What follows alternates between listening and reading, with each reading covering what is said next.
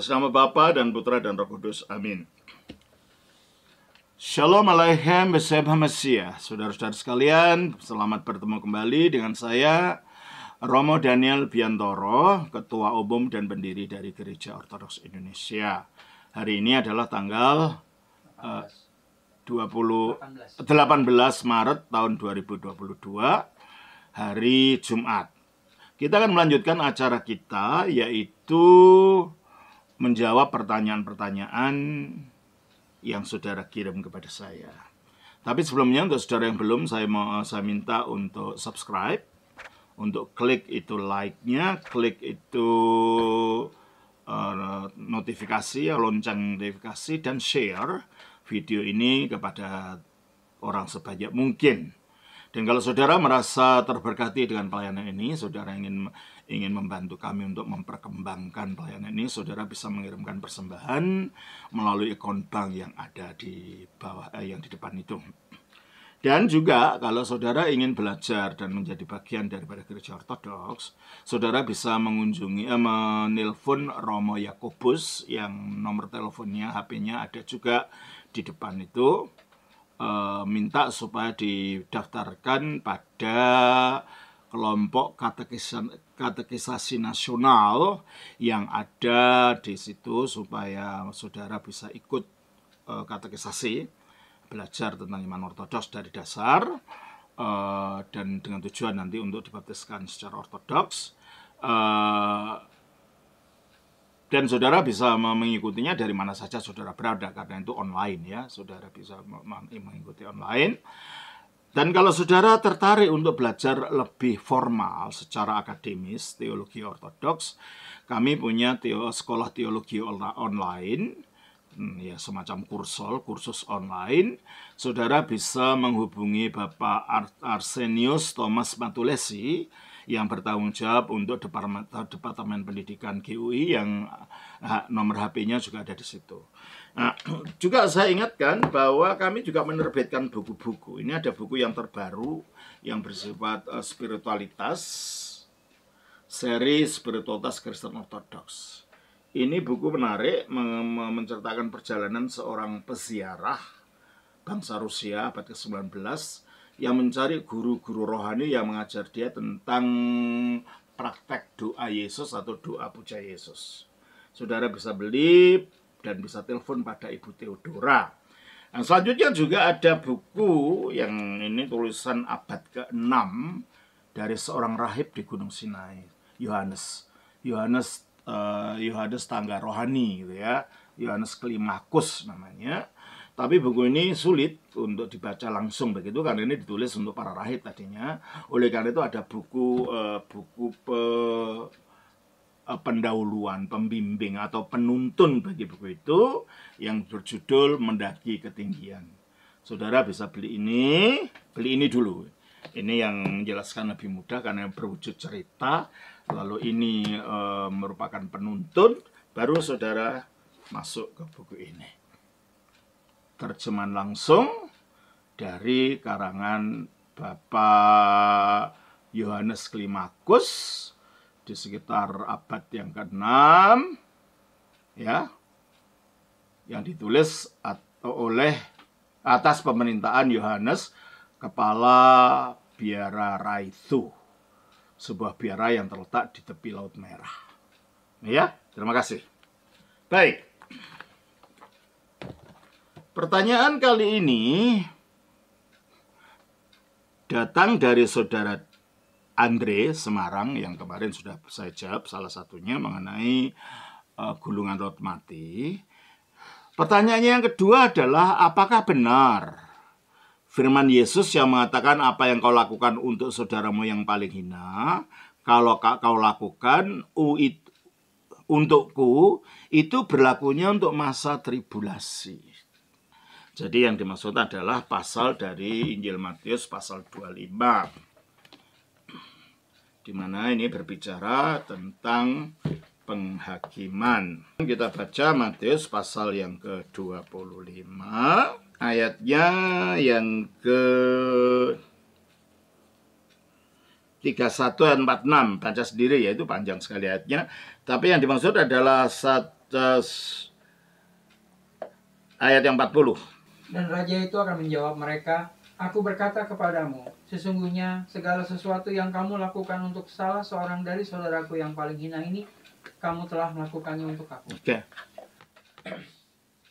Dan menurut saudara, menurut informasi yang saudara terima kelihatannya, bahwa ayat ini akan berlaku nanti pada masa tribulasi, masa kesengsaraan besar di zamannya Antikristus.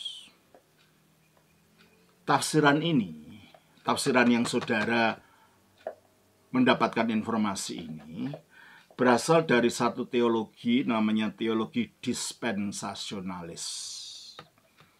Dan teologi dispensasionalis ini baru muncul abad ke-19 yang diprakarsai oleh John Darby, orang Scotland. Di mana dia mengajarkan bahwa rencananya Allah itu adalah untuk Israel. Semua rencana, janji-janji itu adalah untuk bangsa Israel sebagai bangsa pilihan. Nah, seandainya Israel itu waktu itu langsung mau berterima Yesus dan percaya Yesus, maka akhir zaman datang. Tetapi karena orang Israel tidak mau menerima Yesus sebagai raja, maka Allah punya plan B, yaitu dengan didirikannya gereja, sampai nanti setelah masa gereja selesai, bangsa Israel mulai sejarahnya diulang kembali. Jadi gereja itu semacam rencana dalam kurung, semacam rencana parentesis. Itulah ajaran secara garis besar dari ajaran dispensasionalis ini. Tetapi ajaran ini yang demikian tidak ada sebelum abad yang ke-19. Oleh karena itu, ajaran ini tidak pernah ada sepanjang 2000 tahun sejarah gereja ortodoks itu. Dan dalam tafsiran dispensasionalis ini, yang dimaksud saudara-saudaranya Yesus di sini adalah bangsa Israel. Bahwa yang ditetapkan secara kekal, dipilih secara kekal itu adalah Kristus kepala gereja. Berarti gerejalah yang direncanakan Allah sejak kekal. Pertama kita lihat di dalam 1 Petrus 1 ayat 20. Ia telah dipilih sebelum dunia dijadikan, tetapi karena kamu, ia baru menyatakan dirinya. Siapa yang telah dipilih? Kristus. Coba kita baca dari ayat 18. Sebab kamu tahu bahwa kamu telah ditebus dari cara hidupmu yang sia-sia, yang kamu warisi dari nenek moyangmu. Itu bukan dengan barang yang fana, bukan pula dengan perak atau emas, melainkan dengan darah yang mahal, yaitu darah Kristus yang sama seperti darah anak domba yang tak bernoda dan tak bercacat. Ia telah dipilih sebelum dunia dijadikan. Jadi siapa yang dipilih sebelum dunia dijadikan? Kristus, bukan Israel. Kalau Kristus kepala gereja yang dipilih, maka tubuhnya itu termasuk terhisap dalam pemilihan Kristus ini. Itulah sebabnya kita baca dalam Efesus pasal 1 ayat 4. Sebab di dalam Dia Allah telah memilih kita. Iyalah, di dalam Dia, di dalam siapa? Di dalam Kristus. Allah telah memilih kita sebelum dunia dijadikan. Mengapa? Karena Kristus inilah yang dipilih dari sebelum dunia dijadikan, dan karena kita di dalam Dia oleh iman, maka kita terhisap di dalam kepemilihan Kristus. Kitalah yang jadi umat pilihan itu sejak kekal di dalam Kristus. Oleh karena itu gerejalah umat pilihan itu di dalam kacamata perjanjian baru. Kita baca di dalam 1 Petrus 2 ayat 9. Tetapi kamulah bangsa yang terpilih. Kamu, siapa di sini? Gereja. Kamulah bangsa yang terpilih. Itulah sebabnya ketika nubuat pertama yang dijanjikan Allah pada waktu di Taman Eden, itu bukan nubuatnya tentang Israel. Itu nubuatnya tentang Kristus. Kejadian 3 ayat 15. Aku akan mengadakan permusuhan antara engkau dan perempuan ini. Antara si ular dengan perempuan itu. Hawa maksudnya. Terus? Antara keturunanmu dan Antara keturunan si ular dan keturunannya. keturunan wanita ini. Nah, mengenai keturunan si ular itu siapa? Yaitu orang-orang yang memusuhi keturunan perempuan. Orang-orang yang memusuhi Yesus. Itulah sebabnya dikatakan Matius pasal 2, pasal 3 ayat 7. Tetapi waktu ia melihat banyak orang Farisi dan orang Saduki Ya, banyak orang Farisi dan orang Saduki, apa katanya? datang untuk dibaptis, berkatalah ia kepada mereka, "Hai kamu keturunan ular Oke. beludak." Jadi siapa keturunan ular ini? Orang-orang Farisi dan orang Saduki. Terus kembali kepada kejadian 3:15 tadi. Aku akan mengadakan permusuhan antara engkau dan perempuan ini, antara keturunanmu dan keturunannya. Nah, berarti di sini ada keturunannya, menunjuknya siapa ini? Perempuan. Ada perempuan yang punya keturunan nanti. Padahal di dalam setiap budaya, termasuk budaya Ibrani kuno, keturunan itu dihitung dari bapak. Makanya nama marga, nama nama keluarga, nama fam, pada umumnya di seluruh dunia itu diambil dari keluarga bapaknya.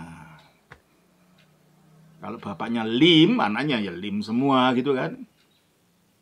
Kalau bapaknya Simanjuntak, anaknya Simanjuntak semua. Kalau bapaknya Runtu Kahu, anaknya Runtu Kahu semua. Berarti kalau begitu, secara budaya, setiap anak itu adalah keturunan laki-laki.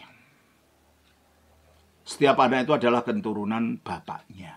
Nah, di sini dalam nubuat ini nanti ada perempuan punya keturunan. Jadi itu nubuat bahwa akan ada anak lahir dari perempuan tanpa campur tangan laki-laki, sehingga dia dikatakan keturunannya perempuan, bukan keturunannya laki-laki. Inilah nubuat tentang kelahiran Kristus oleh perawan Maria. Tanpa campur tangan laki-laki. Berarti kalau begitu, nubuat awal yang disebut sebagai proto-evangelion itu bukan mengenai Israel, tapi mengenai Kristus. Nah, kalau itu mengenai Kristus adalah kepada gereja, berarti yang ada di pikiran Allah ya gereja. Maka gereja dikatakan gereja itu sudah dipilih di dalam Kristus sejak dunia belum dijadikan. Loh, teruskan ayat itu. Keturunannya akan meremukkan kepalamu. Nah, keturunannya yaitu Yesus maksudnya, keturunan perempuan ini akan meremukkan kepala si ular, menghancurkan pekerjaan si iblis. Coba kita baca di dalam 1 Yohanes pasal 3 ayat 8. Barang siapa yang tetap berbuat dosa berasal dari iblis, sebab iblis berbuat dosa dari mulanya. Untuk inilah anak Allah menyatakan dirinya, yaitu supaya ia membinasakan perbuatan-perbuatan itu. Inilah keturunannya akan meremukkan kepala iblis. Kita juga baca dari Ibrani pasal 2 ayat 14. Karena anak itu adalah anak dari darah dan daging, maka ia juga menjadi sama dengan mereka dan mendapat bagian dalam keadaan mereka. Ya, jadi maka firman itu mendapat bagian dalam keadaan manusia. Artinya firman jadi manusia. Lalu supaya oleh kematiannya ia memusnahkan dia, yaitu iblis yang berkuasa. Jadi oleh kematiannya firman Allah yang jadi manusia ini mengalahkan kuasa iblis. Itulah artinya anaknya itu akan meremukkan kepalamu. Dan teruskan kejadian 3:15 itu. Dan engkau akan meremukkan tumitnya. Nah, engkau akan meremukkan tumitnya, itulah gambaran ketika kaki Yesus dipaku, diremukkan, disalibkan. Berarti kalau gitu di dalam satu ayat kecil, makanya para bapak gereja ini menyebut sebagai proto-evangelion atau Injil yang pertama. Karena di dalam satu ayat ini diceritakan tentang ada perawan punya anak tanpa campur tangan laki-laki, kelahiran oleh perawan. Dan anak sang perawan ini akan menghancurkan kuasa iblis, dan si iblis itu akan menghancurkan kaki anak perawan. Ini kan berbicara tentang penebusan. Berbicara tentang awal terciptanya gereja. Jadi sama sekali nubuat awal itu tidak mengenai Israel, tetapi mengenai gereja.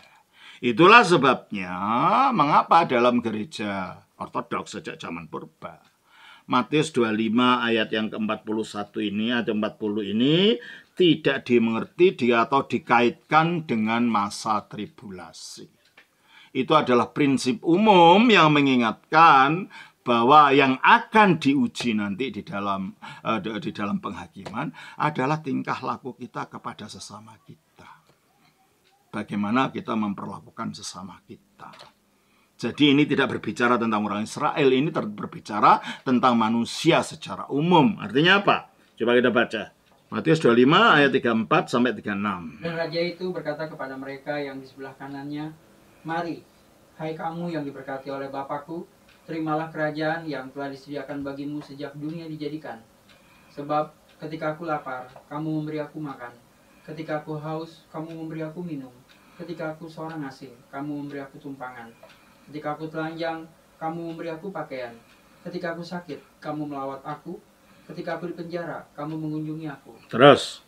Maka orang-orang benar itu akan menjawab dia, katanya, "Tuhan, bila manakah kami melihat engkau lapar, dan kami memberi engkau makan, atau haus, dan kami memberi engkau minum?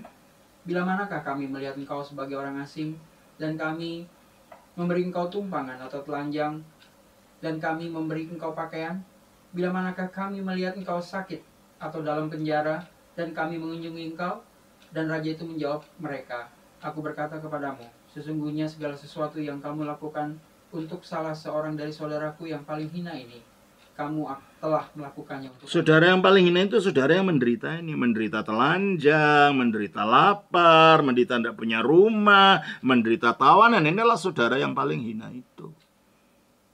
Jadi ini tidak ada kaitannya dengan Israel. Ini adalah sikap, tingkah laku sosial dan cinta kasih kepada sesama. Dan bahwa ini tidak ada kaitannya dengan tribulasi, ini dibuktikan bahwa setiap masa puasa seperti ini, yaitu puasa menjelang Paskah, puasa Prapaskah, atau puasa Pacaturdasa.